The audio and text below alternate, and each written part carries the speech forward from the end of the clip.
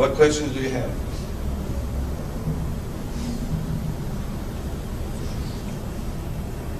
Could you tell us about becoming humble again?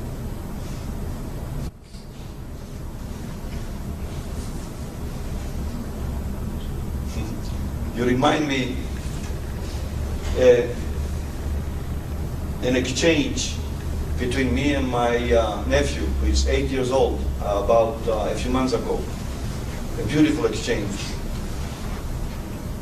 When I was in Greece, I went to a place, and coming back, going through Athens, where my sister is, I bought a couple of books for my nephew, and I said to my sister, please, when you find the time, and I want you to try to make sure you find the time, read these books to my nephew. And she did it probably for a couple of times. Then my nephew, who is 7, 8 years old, says on the phone, Uncle, I say to my mother that I want to do this, but she does not let me do it. I want to become humble. I said, his name is Elias, my father's name. I said, Elias, I will tell you this, and remember it. The best opportunity you have to become humble is to obey your parents. If you learn to be obedient to your parents, then that's the first thing that you can do to start becoming humble. Oh, all right. So you can see, he understood what it means, because from the stories he read, he knew very well what it means. That's not a play of words here. He knew very well what it means, because his mother read stories to him, and he understood what it means.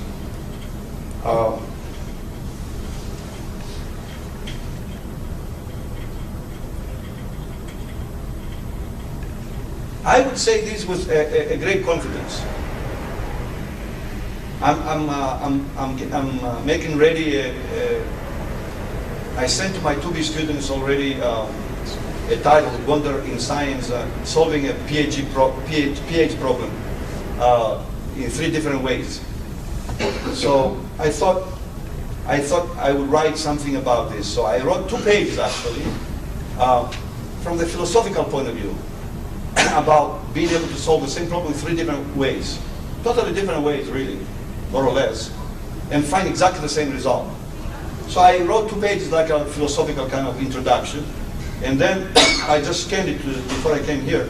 I'm going to send to you guys, I mean to my 2B students. And what does that have to do with your question? You will see. Be patient.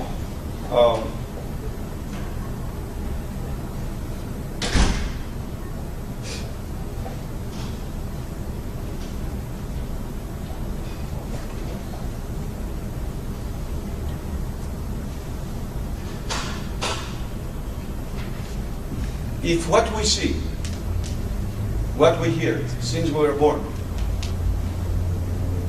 does not humble us, we have other opportunities. The flowers, the trees, the birds. That's why I'm telling you, don't stay away from nature. Don't stay away from nature. Technology can help you, but it can also kill your souls if you don't watch out and you are used by it. I had a student who comes to the gardens, and yesterday he says to me, you know, I went by myself to the gardens just an afternoon ago, not Saturday. I went a different day to the gardens, and I just went around and around, and I really enjoyed it. Well, that person is in the right track. He does not expect, you know, to come every Saturday 4 to 7. He actually made up his time to go to the gardens by himself, to just do some introspection, some meditation, some thinking, you know, enjoy, and so on and so forth. By being in nature, right, instead of seeing everything that is man-made, everything is man-made here. What is it that was before you were born, and you will be still there when you're gone? No. These things, if you leave them just the way they are, in about 50 years, when you come in here, you will not want to go in. Have you seen whole villages and beautiful palaces and so on and so forth? After 50 years, 100 years, how they look? How do they look? Very ugly. You can even recognize them. Why? Because these things are man-made. They are actions driving things away from the physical equilibrium the way they are. And they have a tendency to go back to that equilibrium that they were for eons and millions of years. And so by watching that which is permanent, it is changing, yes, from season to season, but it's more or less permanent out there. You start finding real life, because you do not want to go into a mental state to say, I got the power to press this button and do all these great things, without acknowledging the power that is there to give you the strength to push the button.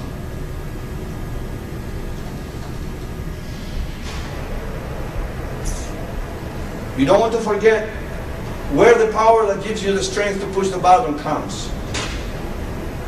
You just remember how much you can do. Press the button, open the garage door. Press the button, and I can talk to my friend on the other side of the world. Whoa! I'm really something as man, as a human being. Yes, you are. But you are more than that. Much more than that.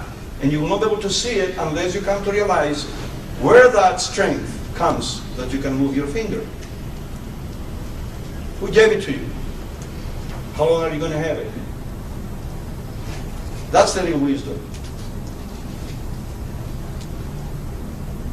The real knowledge comes only from humility.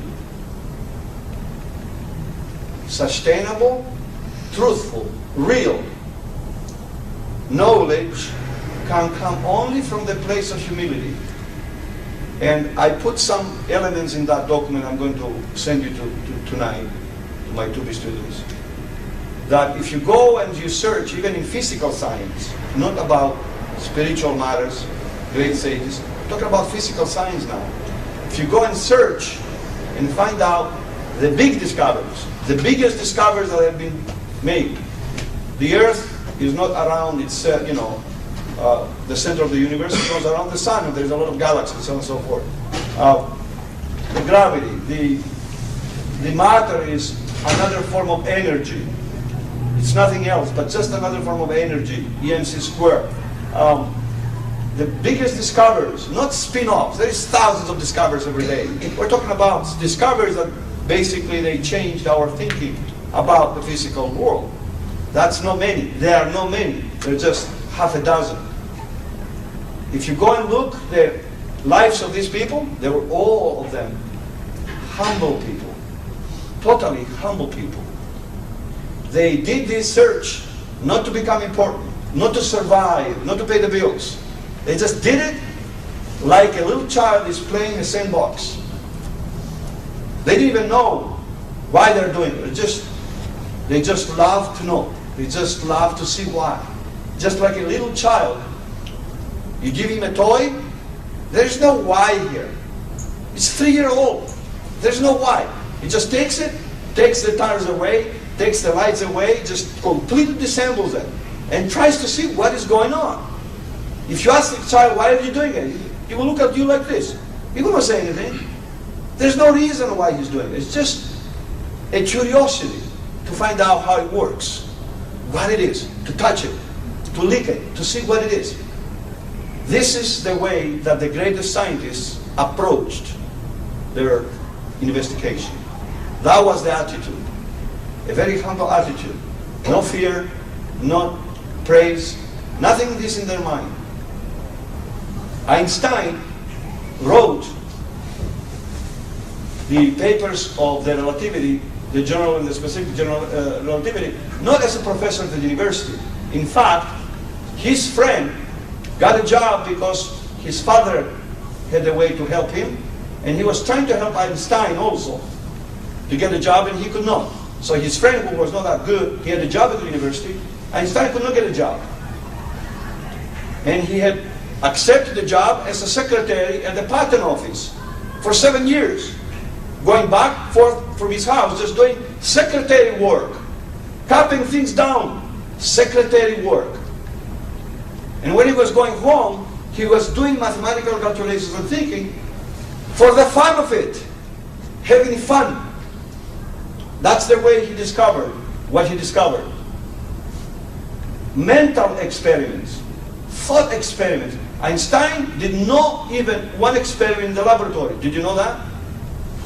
Did you know that? He did not even one laboratory experiment, ever. Every experiment he did was a thought experiment. And he did it for the fun of it. That's why he discovered what he discovered. He did not do it to get a job at the university. He did not do it to get promotion. He did not do it to secure a good salary to pay the bills. No. He was just doing it for fun. Did you know that? Usually the most important things we miss. Usually the most important things are not out there. And you have to search really hard to find them. Because if you don't, you will not know them.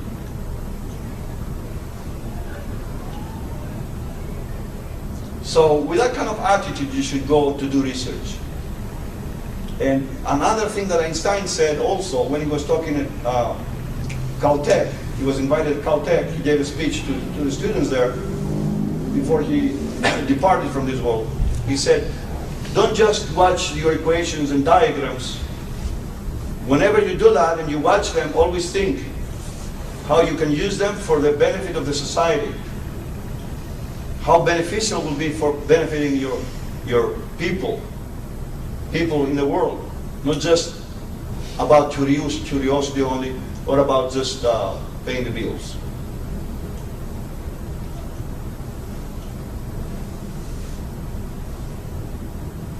Maybe it's time to take another question, or whenever it's time to finish, you can tell me whatever you like to do.